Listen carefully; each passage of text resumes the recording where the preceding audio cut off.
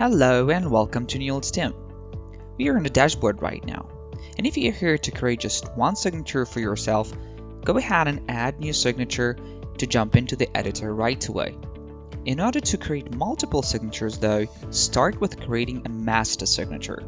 Everything you put in there will be then inherited by a regular signature you create, so make sure to fill in as much information as possible to avoid doing that every single time you create a regular signature. This is usually colors, company information, company logos, images, URLs, social media links, banners, disclaimers, etc.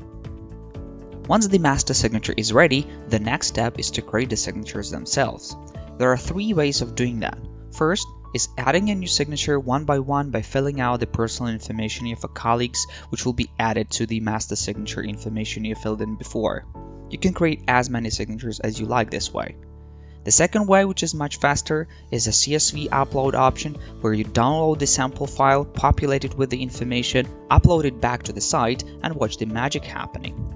And the last one is to invite the users create the signatures themselves, with the possibility to limit them in entering only certain data. Once all the signatures have already been created, but you still need to make some minor change to all of the signatures, instead of editing them one by one, you can make this change using the master signature, which will then be inherited by all the signatures in the department. When the signatures are ready, it's time to roll them out. In order to use one signature for yourself, hover over it, hit use, and then use by myself.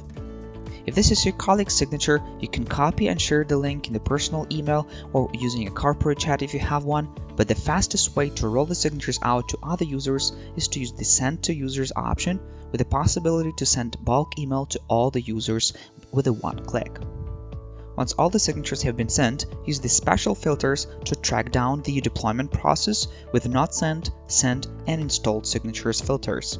Once all the signatures are marked as installed, you're good to go. Do not forget to track the performance of your signatures to track down which CTAs work for you, which not, to make the signatures performing even better. That's it, folks. You now know how to create the signatures and how to use them. And if not, make sure to shoot a question in a chat. Catch you next time.